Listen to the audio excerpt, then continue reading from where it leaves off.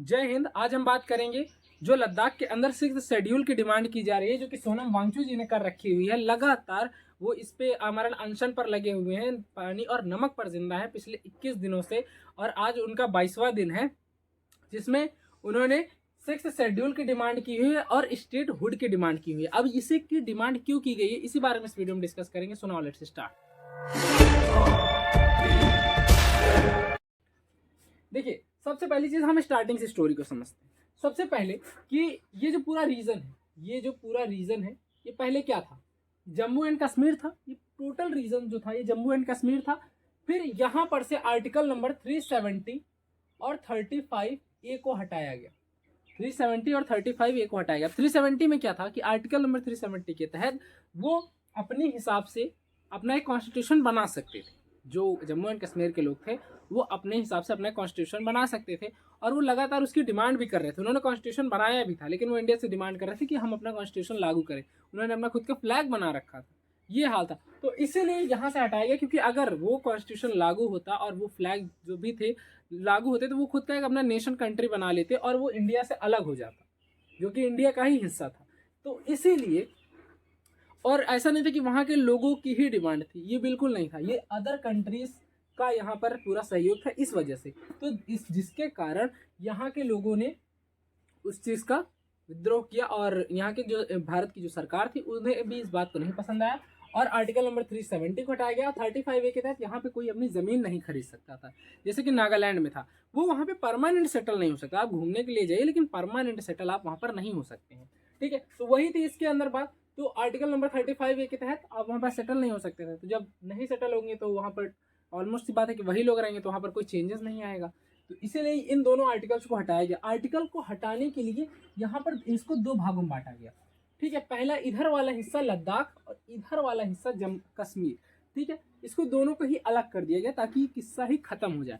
ये दोनों ही जो थे, ये जो दोनों ही चीजें हैं, ये यूनियन टेरिटरी यानी केंद्र शासित प्रदेश है। अब जो जम्मू एंड कश्मीर है, इसका अपना एक खुद का विधानसभा मंडल है। विधानसभा मंडल का मतलब अब इस तरीके से समझिए कि विधानसभा मंडल होने का फायदा क्या है। देखिए, विधानसभा मंडल ये होता है कि अगर आपने कोई किसी भी काम को वहाँ पर नहीं हुआ, मान लीजिए कि यहाँ वहाँ पर सड़कें नहीं बनी हुई हैं, नालियाँ नहीं बनी हुई हैं, या फिर वहाँ पर इंफ्रास्ट्रक्चर पूरा बिल्डअप नहीं हुआ है, और बिल्डिंग्स नहीं बन रही हैं, जॉब्स नहीं है, एम्प्लॉयमेंट नहीं है ना, तो आप किससे डिमांड करेंगे? आप नेताओं से डिमांड करेंगे। और नेताओं के अंदर एक डर होता है कि अगर हमने डिमांड को पूरा नहीं किया तो 5 साल बाद हमें जो जनता है वो हटा देगी। ठीक है, और अगर ये सिर्फ अधिकारियों के हाथ में दिया जाए तो अधिकारियों की नौकरी फिक्स है, वो चाहे करे ना करे, उनके वो मूड पर है ना। वो तो भैया वही है कि इनके हाथ में पूरी पावर है, उनको 65, 70, 60 तक जॉब करनी है, तो आप चाहे माथा पटकिए चाहे कुछ भी करिए। लेकिन वहाँ पर अगर लीडर्स होंगे तो उनके मन में डर होगा कि हमें देखिए समय रहते पूरा करना होगा। इसीलिए कश्मीर के अंदर तो विधानसभा मंडल ला दी जाती है, लेकिन यहाँ पर विधानसभा मंडल नहीं लाई जाती। ठीक, और देख प्रॉब्लम और थी कि यहाँ पे लोकसभा का बस एक ही मेंबर था। तो देखिए, यहाँ पे ये जो सोनम वांगचुक जी हैं, जिनको आपने 3 इडियट मूवी में देखा होगा, आमिर खान ने जिनका रोल किया था, वो रियल हीरो हैं। इन्होंने कई सारे वर्ल्ड रिकॉर्ड भी बनाए हुए हैं।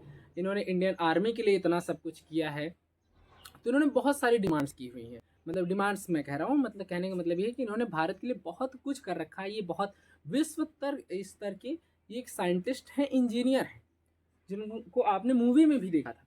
तो ये जो सोनम वांगचुक जी थे, इन्होंने डिमांड की हमें सिक्स्थ शेड्यूल चाहिए और स्टेट हुड चाहिए। अब सिक्स्थ शेड्यूल का क्या मतलब है? देखिए, सिक्स्थ शेड्यूल इसलिए चाहिए क्योंकि यहाँ पर विधानसभा कोई मंडल थी नहीं, और यहाँ पर जो लगातार नई नई कंपनीज, नई नई इंफ्रास्ट्रक्चर यहाँ पे बिल्डअप हो रहे हैं, तो जिसकी वजह से यहाँ का जो क्लाइमेट है उस पर असर पड़ रहा था। किस पर? इस लद्दाख वाले रीजन पर। ये वाला एरिया जो था, ये पाकिस्तान, चाइना के कब्जे में, ये वाला पाकिस्तान के कब्जे में है। ठीक है, तो ये जो एरिया है ये बहुत इंसेंसिटिव है। क्यों है? क्योंकि यहाँ का क्लाइमेटिक चेंज बहुत ही नाजुक है। अगर यहाँ पे छेड़खानी की गई तो जहाँ का अगर एक बार क्लाइमेट अगर खराब हो जाएगा, जो नेचुरली जो हमें मिला हुआ है, अगर हम इसे छेड़खानी करेंगे, जैसे सचदेव जंगल लगातार काटा जा रहा है, काटा जा रहा है कि नहीं काटा जा रहा। हमारे देश की मीडिया क्या दिखा रही है हमको? हमारे देश की मीडिया दिखा रही है कि कौन से यूट्यूबर छूट रहा है, कौन से भक्त नए उभर रहे हैं, लेकिन उसे ये नहीं दिखाना है कि सचदेव जंगल कट रहा है, मणिपुर जल रहा है, और यहाँ पर जो लद्दाख के अंदर पिछले 21 दिनों से आमरण अनशन चल रहा है, उसे नहीं दिखाना है उनको। ठीक है, तो इसे तो यही सब रीज़न है। अब यहाँ पर ये जो रीज़न है, अगर यहाँ छेड़खानी की खराब हो जाएगा, बात साफ है।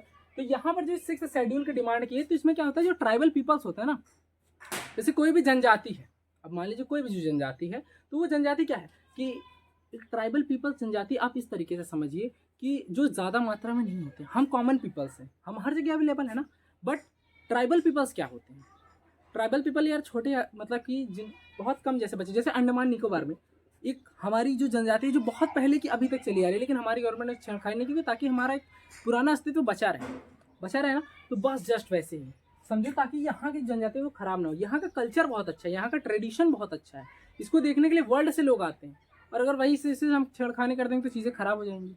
बात साफ है, अगर चीज़ें खराब होंगी तो वहाँ के लोगों पर असर पड़ेगा।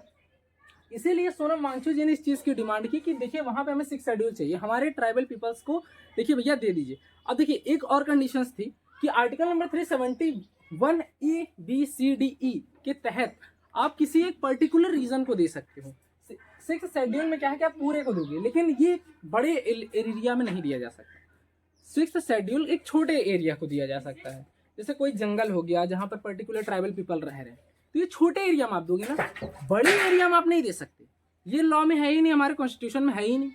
ठीक है, तो इसीलिए ये जो एरिया है ना, ये जो एरिया है इस यहाँ पर हमें मेरे हिसाब से तो आर्टिकल नंबर 371A के ही तहत इसे रखना चाहिए, क्योंकि और भी स्टेट्स में ऐसे रखा गया है, तो इसीलिए यहाँ पर यही रखे, लेकिन उनकी डिमांड 6 शेड्यूल के ताकि पूरे स्टेट को दिया जाए। और यहाँ पर जो है विधानसभा की मांग की गई है, ताकि विधानसभा मैंने बताया कि जैसे कश्मीर में है तो वहाँ के लोगों की डिमांड पूरी हो रही है, वहाँ पे हर एक चीज़ अवेलेबल है, बट यहाँ पर लद्दाख में नहीं अवेलेबल है। ठीक है, तो वहाँ के लोगों को प्रॉब्लम होगी तो भाई धरने पर उतरेंगे।